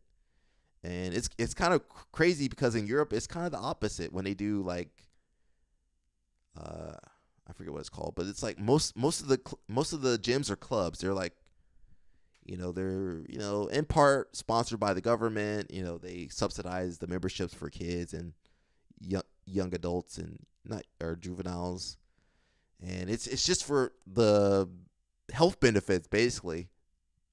But in America, it's all about financial benefit. What do I get out of it? Not do, hey, my students suck at open guard. Hey, can we bring in somebody with a great open guard to help them? Or my students want to learn how to protect themselves. Can we bring in someone to teach them self-defense? Or I see red flags in this post that maybe you guys wouldn't see, but I see red flags. I wouldn't even go to this guy's school, to be honest. I wouldn't be at that dude's school, probably. Jason Whitfield, what's up, bro? He says, I don't like how Dana said all these really good celebrity jiu-jitsu athletes. I watch these really good celebrities. You think watching the social media guys on Who's Number One compete was bad? No thanks. I mean, I would watch Mario Lopez. I would watch Zuckerberg get destroyed. But I don't want to see Zuckerberg, have a padded match where he's like, where it's a split decision or he wins because he's famous and rich. What was I saying? He says, to clarify, I'm not saying the idea of seminars is bad. I love them, hosting them, and attending them. However, I know you're a competitor, but you got to figure out a better way to make it better for the schools that you want to go to, and also you have to plan further ahead. That is true. We got to plan further ahead. I'm all about making that, just making those connections, making, I'm doing a seminar. Actually, I'm doing a seminar here in New Jersey, Old Bridge, New Jersey, on the 13th of July. But I try to go down there. Maybe I should go down there this week. I try to go down there a couple times before the seminar and try to have a relationship with the coaches, the instructors. In fact, most of the schools I do seminars at, I have relationships with, either through my own activities or through my friends. And I kind of prefer that versus me going to like random schools. I don't know anybody. They're trying to tear my legs off. They're not going to pay me. They're going to, they didn't market the seminar, so now nobody showed up. So, all this crazy stuff happens. So I like to go to places that I know the people and I know how things run.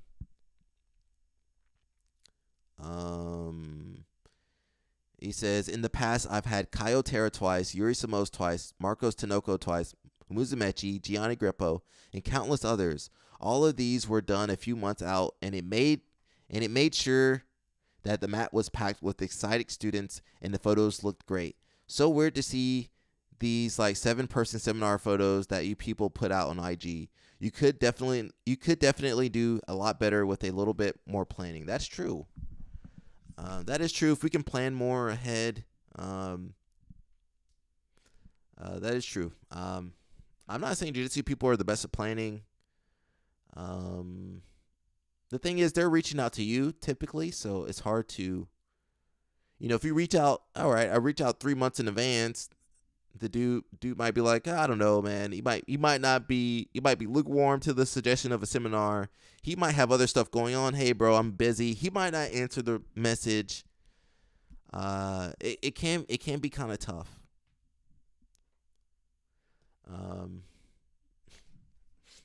Honestly, I don't do too many seminars anymore. So I like doing seminars, but it's I don't want to go to Joe Schmo Jiu-Jitsu school. So we're looking at a Reddit post about the UFC BJJ. They're talking about Isaac. He said Isaac had an eternity to tap and chose not to. Crazy stuff. I'm surprised Andy didn't slap anyone during his matches. Yeah, he be trying to slap people in their matches. He got some issues too.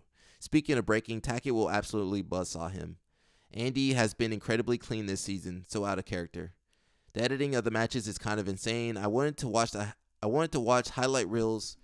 If I wanted to watch highlight reels, I'd go to YouTube and find much better videos with some actual music attached. Isaac also had about 8 hours to tap. I get him and Mikey are besties, but it was hilarious seeing Mikey try to justify Isaac's stupidity as a warrior stunt. He was willing to die. Mikey, don't let your friend die. Says Varela is a huge douchebag, allegedly. I'm reading, guys. Don't come at me, Andy. Mikey has a great mind for BJJ, makes a good coach. Mikey will run through Harrison in 4. Harrison. And I rooted for Isaac, but I was thinking that's way too long to eat an armbar. Then pop.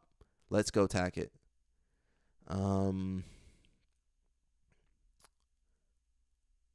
Says, man, Andy is so insufferable. Wish Davis got the win. Get Joe Chin in there. Yo, Andy cannot beat Joseph Chin. Still this old man's lunch money again. He plays a good heel, though. I do actually root against him, fair enough. Joe beat him twice in a month span. I think the story has played out. I doubt Chin would do UFC BJJ with his relationship with Craig. So someone said Claudia is a charisma black hole.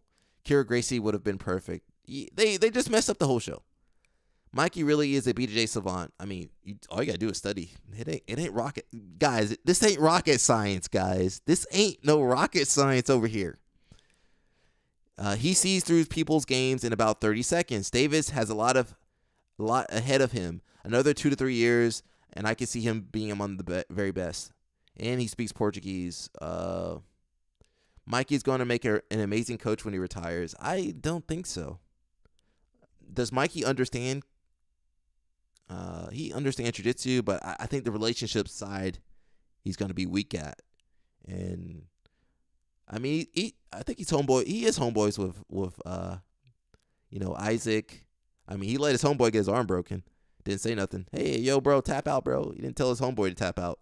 I just don't know. I don't know. Mikey's untested if he can hold relationships, because it doesn't seem like he can. He's held a couple relationships, but how many relationships did he break off? And maybe those were bad relationships with those other gyms. It's very possible. Maybe Mikey's in the right, and all the other coaches were in the wrong or on the other side. His track record, he got a lot of bodies, bro. Mikey got a lot of bodies. He got a lot of team bodies. He got a lot of teams, in the wayside. He left a lot of teams at the wayside. And he's been successful.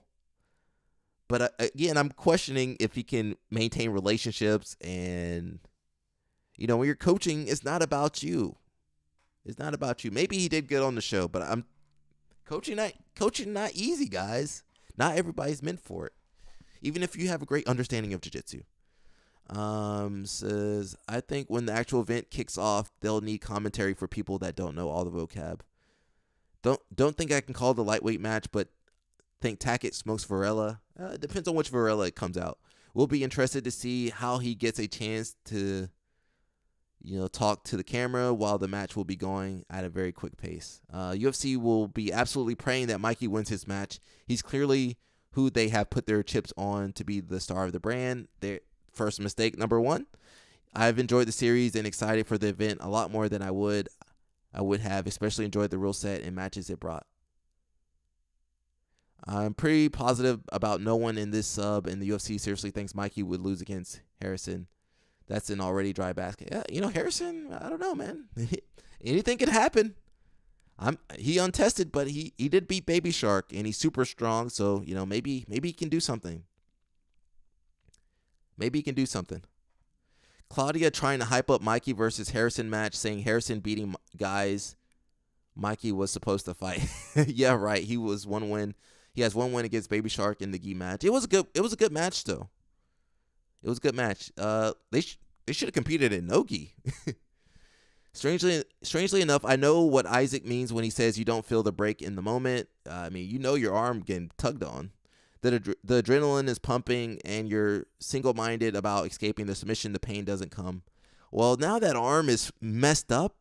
The thing you don't think about with the arm breaks is that, you put a lot of damage on the arteries and the ligaments, and there might be some issues. There are going to be some some scar tissue, some calcification. There are going to be a lot of issues coming from that. Unfortunately, Davis let Andy get to him. You just gotta fight those dudes, bro. You can't listen to those MFs. You gotta fight them dudes, bro. You gotta get pissed off too. All right, man. I better calm down. Kudos to Andy, though he made adjustments that won him the match. I would like to see Davis mix it up rather than go for the same guard pull. Maybe fake the guard pull and go level change, or just go for the takedown. So we'll see how that goes. I'll be spoiling. If you don't watch UFC BJJ, I'm gonna be spoiling it later for you guys. Don't worry. You guys can always trust me. I don't want to talk anymore about this UFC stuff. We got the all-female lineup at Polaris. I can't watch it either, but shout out to the girls out there. I support female jiu-jitsu. I support female sports. Women's jiu-jitsu is finally getting the spotlight at Polaris. No squads, no undercard. Do we think this will push other promotions to follow? I think so. We'll see. I thought Fionn pulled out due to injury and taking a break. I'm pretty sure Nia Blackman is the new captain. Yep. She has Polaris said injury, but her recent post could have also be part of it. Plus, on the plus side, she'll be there to coach. This is the undercard. There is the undercard and prelims. I know people on it. I don't know who's on there, except for the main girls. They added Owen Jones and Egan O'Flanagan to the card too, plus loads of men on the undercard. So they put them in on the undercard. Take it as you will. We got some guy talking about wrestling on YouTube. He says, it's a shame that wrestling isn't more... Get out of here. It's a shame that wrestling isn't more popular outside the U.S., and I think a bit comes from its image. Beyond the singlets, which people find funny, I feel like wrestling is missing a big opportunity in the content space like YouTube. What are you talking about, bro? Wrestling popping off, bro. We got Muggsy. You got Caden. You got a lot of really good content on YouTube now. For example, I love watching videos where athletes from other sports collaborate. Tom Aspinall's video with Eddie Hall was a great example. They're both British, bro. Not only do you get to see how a professional athlete compares to someone in that sport, but you also get insight into how someone like Aspinall approaches his sport. So you basically got two celebrities working together. And you want the wrestlers to work together? I mean, we barely can keep our sports alive over here. It says, along with a lot of tips for beginners. Well, UK's a small country, bro. If you're in London, you guys, hey, bro, you want to collab on a YouTube video? Cool. You know how big America is? People in LA, people in Texas, people in New York, people in Florida. Ain't nowhere near each other. Can't take no bus, no train near to get to where we are. Can't even drive. You can barely drive to another state. But you in the same city, both those guys live in London. They like 5 miles from each other. Easy to meet up. A lot of tips for beginners. Brian Shaw has done a similar video with Dustin Poirier. I guess that's another guy. It's not just MMA either. Gordon Ryan and BJJ with Brian Shaw. Even outside combat sports, you see this kind of content during like Magnus Medtobs, I don't know how to say his name, and bouldering with arm wrestlers and powerlifters. Wrestling, on the other hand, doesn't seem to have a high-level athlete creating content aimed at the general public. You got a few people. Maybe, I don't know. I can't name any people. I think that Caden kid's the only person I can think of on YouTube. There's some like documentary guys. There's more. Most of the wrestling YouTube is about technique. It's about technical stuff, breakdowns, technique. You got me a little bit. I'm kind of, I cover stories, but nobody's really kind of. He might be right. Nobody's really cross training with other YouTubers or other athletes. So, you don't see it, you create it. So you do it, bro. You make it. It is a lot of work. A lot of wrestlers aren't outgoing like that. There's only a small number of JBs. Jordan Burroughs really outgoing. David Taylor, he kind of does like farm vlogging. There's not really too many outgoing people in wrestling like that. But yeah, you make your own thing then, bro. Says wrestling, on the other hand, doesn't seem to have a high-level athlete creating content aimed at the general public. A YouTube channel like that could do so much to make the sport more accessible and appealing to a wider audience. We kind of got Muggsy. He's kind of doing that a little bit in his own way on Instagram. I love watching UWW's insight in wrestlers on wrestlers because it's the closest to vlogs where I can see how they train, organize their diets, talk how they envision wrestling. David Taylor has a really good YouTube channel too. It's a lot of work, man. They busy wrestling, bro. All these content creators like, you guys got to film and do whatever, and people tired. They're tired. They got to coach. They got to work. They got kids. They got a lot going on. And you want them to make a YouTube video. Get out of here, bro. I know that both bouldering and BJJ are more accessible as a sport than wrestling. That's true. It's just because there's more jiu-jitsu academies. There's a couple wrestling academies, but they're, usually aimed towards kids. Not so much towards the adults and the masters. But still, a man can dream about having some kind of videos. You need to make those videos.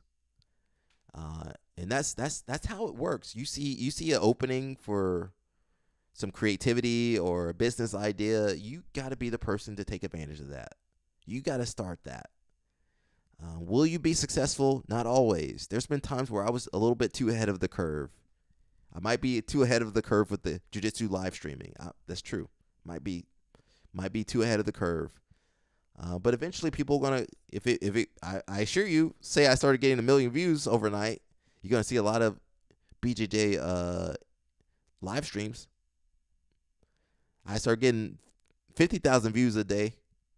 You're going to start seeing more BJJ live streams. So you just got to create what you want to see, man. That's what it's got to be, bro. Stop complaining. Get off Reddit and go make some videos. I'm making a video right now. I'm making a video. I'm at home. I'm at my friend's house, but I'm making a video right now. You don't need no camera. I'm using the webcam from my laptop. Of course I got a microphone. I got a little decent microphone. I'm gonna have a little decent microphone. But I ain't got no crazy setup. I ain't got no script. We just over here talking the piss. It says 5-time NCAA champ Carter Starachi targeting MMA transition. My man might be in trouble. That's why. I guess I don't know why he tried out for the world teams. He did the he didn't do the world team. He did the world team trials, but he didn't win it, so he lost to Kyle Dake. So I guess, maybe he's trying to fight MMA, I don't know. Some of these wrestlers, Starachi, Gable Stevenson, I don't know what these guys are doing, bro. They just kind of, I don't know. They got like a little bit of money, but they're still really young, so they're still trying to find what they want to do. And Wrestling International, I don't know if they want to do that. At least Gable Stevenson already won his gold medal. Starachi, where's your gold medal at? It says hopefully he'll do well. Just have to see how he builds his game. If he can learn some basic striking and defense and learn to mix up his wrestling with his striking, then he will have success. If not, he won't be. You think Starachi will be the next John Jones? He kind of possibly allegedly in trouble. It says we shall see. As someone who wrestled and did boxing, it will come down to hands. Some people can hit and some can't. Just like strong bodybuilders can't wrestle day one, almost all wrestlers don't have hands at first. Exceptions would be Dan Henderson. This ain't even close to true. John Jones, Phil Davis, Johnny Hendricks, Michael Chandler, Justin Gaethje, Henry Cejudo, TJ Dillashaw, on and on and on, have something to do with hands, but way more to do with how you adapt wrestling to your larger MMA game. Says Bo, Kevin Randleman. Bo ain't got no hands, bro. Get out of here. Culture and all the Dagestani wrestlers, Kamaru Usman. I'm a fighter, not a keyboard warrior. What does that mean? John Jones has some of the most crazy striking I've ever seen. He got long arms and legs. Michael Chandler has crazy power and strikes in the zone. Justin Gaethje was never an offensive wrestler and always loved striking battles. TJ Dillashaw blended his striking very well with his wrestling, being known more for his striking prowess. You listed a bunch of names of people who love to strike. The person you are responding to is arrogant, but you did not prove a point. You must be able to strike well to adapt your wrestling, unless you're a freak in either conditioning or offensive wrestling. Yeah, so we'll see how he does. How tall is Carter? 5'11". That's the height for welterweight. He would be too short for middleweight. That's crazy. You too short at 5'11". As much as wrestling helps in MMA, your physical makeup is playing a big factor right now. Height being one of them. Would he be comfortable at 170? I don't think Carter can make 170, guys. Maybe he can. I don't think so though. Not sure. He's a big boy. Well, he's like 86 kilograms is what? Close to 190? I don't know exactly. Somebody let me know. My 88 is like 190, 195. 86 is 188. Something like that. 184, 183. No. 80 kilograms is like 80. 86 is 188 or something close to that. Yeah, it's 188. Not sure he's a big boy. Might have to drop some muscle mass and lighten up a little bit. Cardio is extremely important in MMA. It's better to give up some muscle and strength to gain more endurance. Says, bro, DC was 5'10" at heavyweight. DC, he's a beast, bro. Shout out to DC. Daniel Cormier. Height isn't as big of a factor. Actually, it was a big factor when he fought John Jones. Volk was champ, even though he's shorter than average in his division. So we'll see how Carter Strachey does. I don't know how he'll do. So we talked about this. Bo Bassett, Melvin Miller. Someone asked a great question. Why would the Brands brothers not want them to wrestle at the Hawkeye Wrestling Club?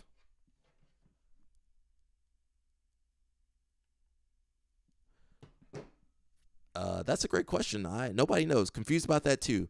You have to live within 250 miles of an RTC, and apparently they are asking to be flown out just to train there. Fly those kids out to train there.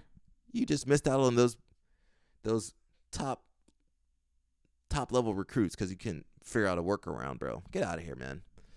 It says, like expecting the school and club to foot the bill. If so, that's kind of lame that Bo and Mel would get butt hurt over something like that. OSU is willing to do it for Jax. OSU like, oh, we'll send a private jet for you, bro. They can't sit. Iowa don't have no private jet for them. OSU do. OSU got the private jet. They pick them up. Listen, the private jet pick them up, and then the private jet take them back home in the same day. He go in the morning, come back in the evening. It says different policies between schools, and I heard Jax just got a third party to pay. Why couldn't Iowa figure that out? Iowa shooting themselves in the foot. Regardless, it's a little childish to decommit. No, it's not. Keep reading. It's a USA Wrestling violation, nothing to do with the school. They are funded by a billionaire. It's a different situation. What's the difference? Someone said, I've seen this play out before. So if you guys remember Foxcatcher. You guys remember Foxcatcher?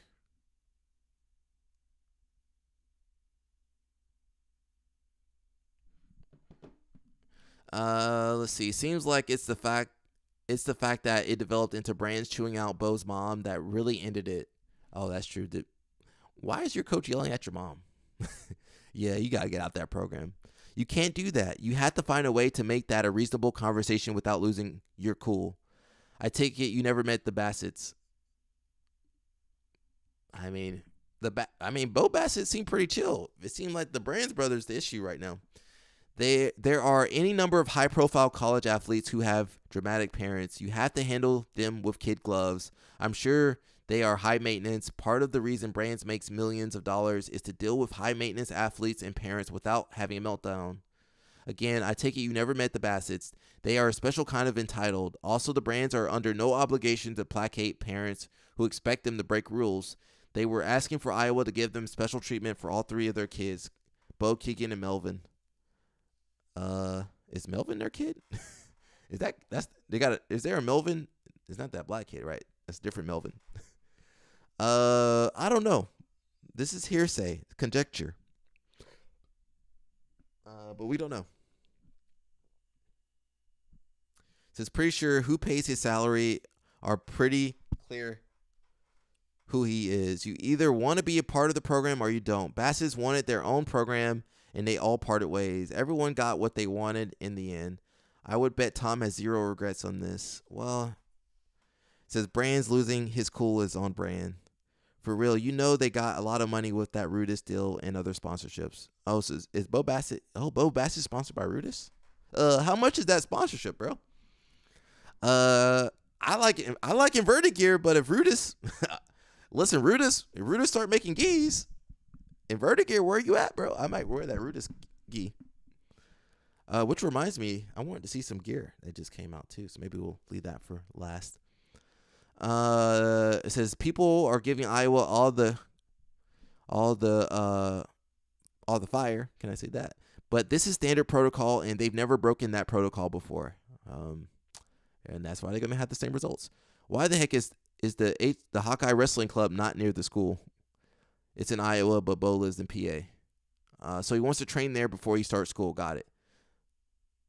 Oh, it is why can't he go to the RTC? That doesn't make any sense. I only see Iowa's women's wrestling club as an official RTC in USA Wrestling's list. Not too sure how official that list is, though. It's against their compliance. The university doesn't allow it. Some schools do. RTCs and wrestling clubs are the exact way that most schools get around a lot of compliance issues. My college coach literally just ran his club out of our room, and athletes were allowed to come if we wanted. It turned into the same 2 to 6 people, so he just called us coaches. It's 2025. Illegal compensation doesn't exist. That is true. Where did I say anything about compensation? I'm talking about compliance. High school kids aren't typically allowed in college rooms. Some schools' compliance departments used RTCs as a loophole and allowed them to train there. Iowa's compliance department doesn't. He has nothing to do with money. The school definitely used to. When I went to junior nationals in the 90s for freestyle on the Iowa team, we dormed in the quad and trained in the room in Carver. Was one of the coolest experiences in my life. UNI used to let you train in their room too. Never got a chance to use ISU's room. Minnesota didn't let you train on campus back then. The coaches' camp was held at a smaller off-campus facility, but they were still nice dorms. There were still nice dorms and locker rooms. Someone saying it's because he didn't live within 250 miles of the club, and unfortunately, because of compliance, is policed by the schools themselves. Other programs and athletic departments can decide they don't care and aren't going to enforce some rules. I don't know.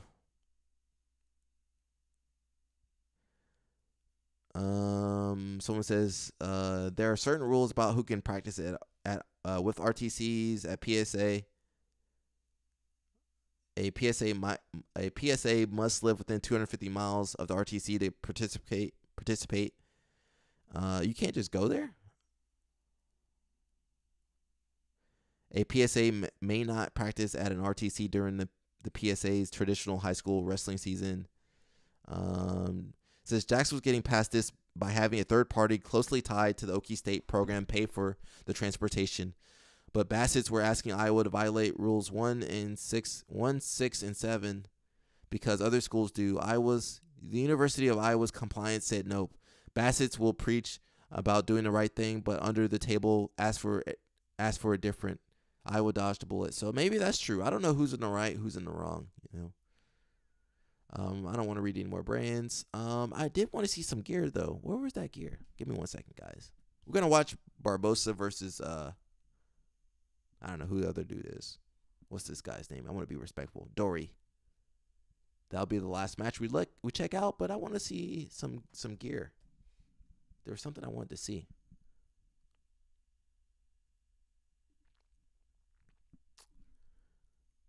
Dun, dun, dun. We covered a lot of stories today. You guys know my voice be gone by the time I finish this stuff. Where was the gear I wanted to see? I don't see the gear. You know what? We were looking at gear yesterday, Hayabusa. There was something else I wanted to see. I don't remember the brand. It was some other brand. Ooh, what was the brand? I don't remember, guys. What was the brand? Yeah, we looked at Hayabusa yesterday. What? There was another brand I wanted to check out. Is this it? What is this? Oh, Tenor. You guys know Tenor. I wanted to check out their brand. This is the guy that used to own Ruka. Now he runs Tenor. That's his name too. So it went from Ruka to Tenor. So I wanted to check them out and see what they got. Again, I'm sponsored by Inverted Gear, but you guys can do whatever you want. You guys can do whatever you want. It looks pretty good, man. I don't know what the pricing. You know that it look expensive too. I kind of like the color palette. You got the black, kind of greenish, little gray or green in there, and you got this color. I like that. Let's see. Ooh, these shorts, $78. Rash guard, $68. Nogi uniform shorts and spats, $94. All right, you got to be rich to wear this stuff. I'm gonna tell you guys to go to Inverted Gear. Looks like good quality though. Inverted Gear gang, yep.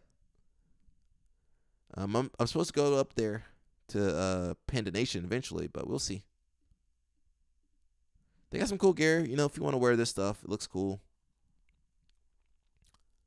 Let's see. I like it's more modern. Ooh, I like the tracksuit though. I do like that tracksuit. It's too hot up here in Jersey and New York over here. We burning up. I think it's like 100 degrees or something outside. Let's see. 96. What does it feel like? Oh, it's supposed to hit 98. So they got some cool gear. They got the ladies too. The ladies represented, athletic leisure wear.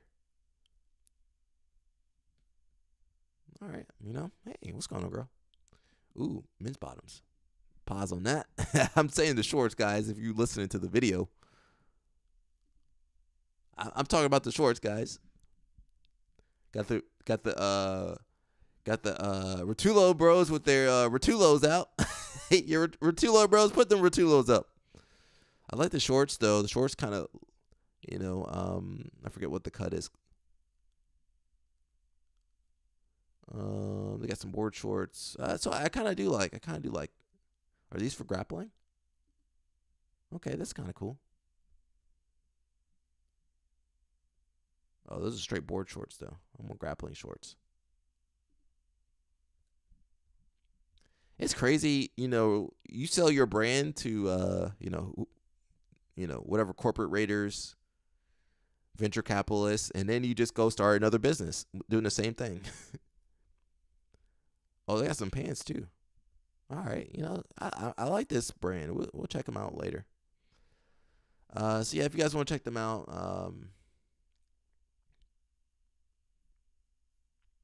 I like to see what the accessories. They ain't got too many accessories though. Let's see their hats. I do like this brand. I just don't like that it's got the dude's name on there.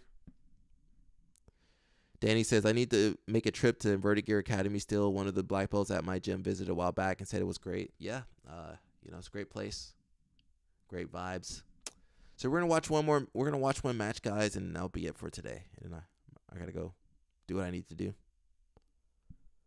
We're going to watch it at 1.25, though. We see the glimpse of that from Lucas when he is just completely unleashed, man. So dangerous. And with Dory, too, it's interesting because Dory, he's very hard to predict. He hasn't been on the main stage for that many years where we're so familiar with this game. And I think also the maturity of his game at the professional level, you could say is still developing, too, right? Because he's a new professional competitor. So you never really know. We haven't seen Barbosa in a while. Sort of his to go for here, right? It's a big match for him. on the big stage. So it's a very big test. I would imagine he might feel like, you know what, I got nothing to lose. Let's go. Yeah, absolutely. I mean, how could you not come in and have an opportunity to fight Lucas Barbosa? You know, here on Who's Number One. You got. I got these Shackalicious gummies. They okay. They got a lot of calories though, so I gotta put my macros in, and they got a lot of bullshit in them too. But they taste okay.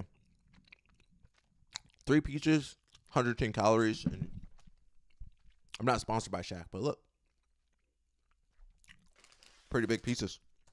The strong checkmate crowd as well, local team. Here we go. Oh, in on a single, and in on a single, Lucas Holm. Of course, we've got Andre Galvao, Atos in his corner, coaching him on here. Here the energy has shifted now at the hangar. We're hearing a lot of chanting for Dory. We're hearing the energy pick up. And on a snatch single now is Dory. Yeah, nice single. That was a nice little. You know, people talk crap on jiu-jitsu athletes for their wrestling, but look at Jason Nolf. He went for that fireman's carry. I would have told him not to do that fireman's carry. So, you know, it's harder, you know, if you go for the same wrestling moves, you're going to get caught in stuff. Guillotines. Guillotine. You got Kimuras. Leg entries. Get your back taken. So that's one reason we don't really shoot like the wrestlers do. And also the shoes.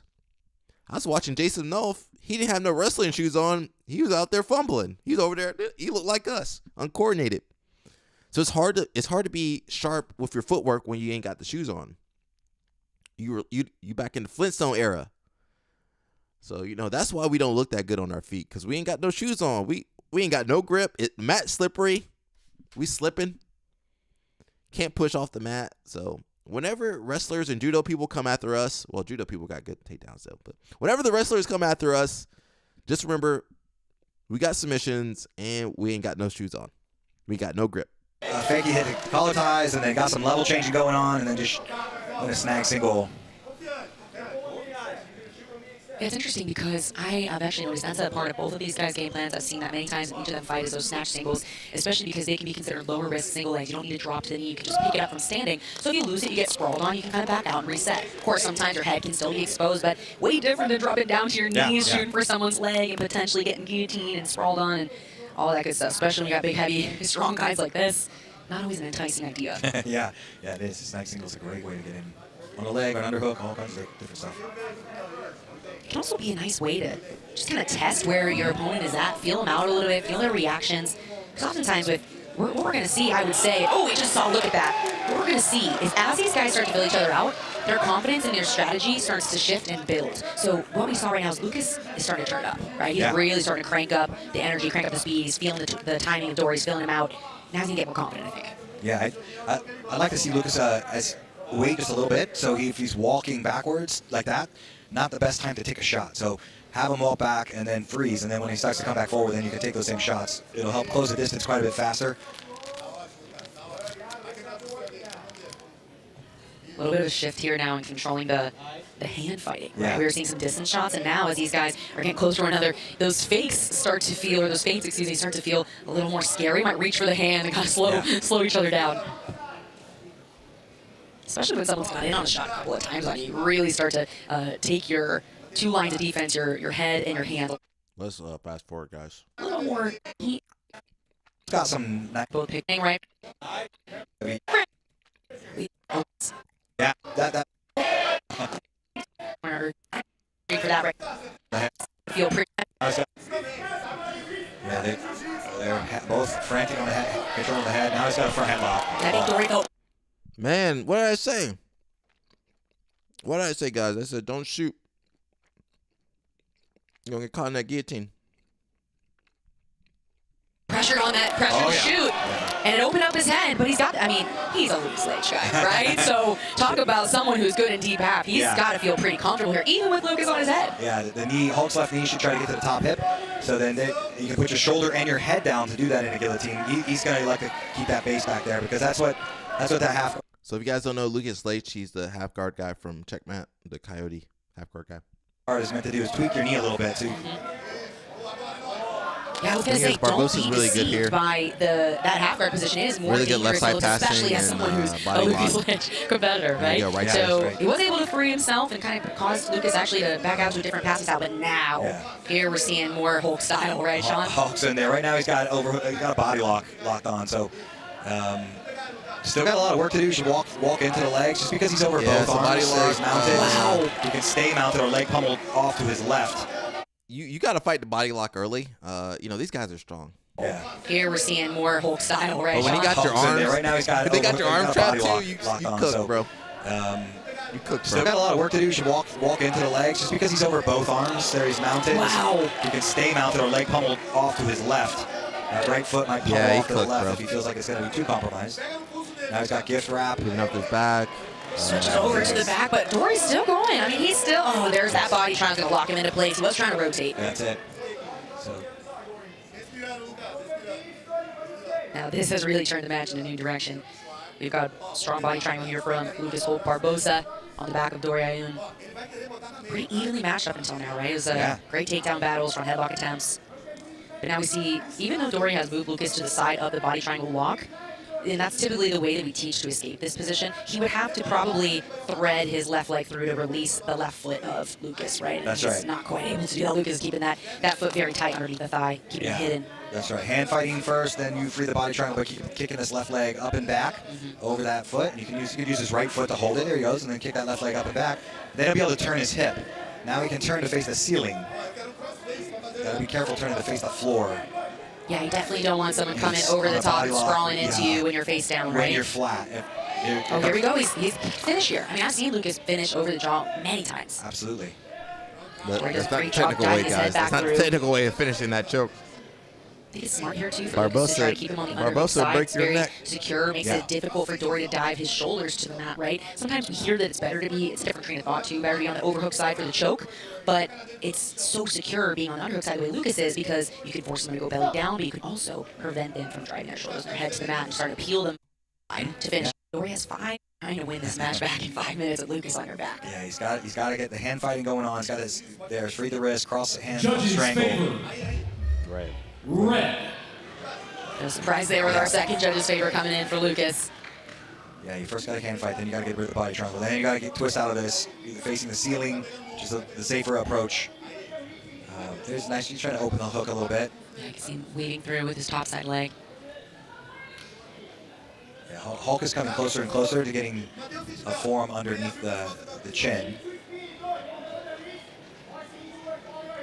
Shout out to both of these guys, too. They took this match on a last-minute notice. They replaced Felipe Pena pulled out his match due to an injury, posted a video of it. It's pretty nasty. And these guys came on last minute to fill the card, and definitely an exciting one that the team was able to put together. It's always fun when we get to see new matchups of people we know and love. We love to watch them, but I've never gotten to see these guys. It's not the together. Felipe Pena Brings that new exciting Barbosa sense match of we some of wanted. the new up-and-coming professional grapplers. We get to have a look at their game. Actually, wasn't Felipe Pena supposed to fight Luke Griffith or something? It's been a couple years, so. Griffin? I'm sure Dory is much different is. now than he was then. All right, man, listen. He ain't getting out of this. Not even right? Yeah. He did get out. How did he get out of there?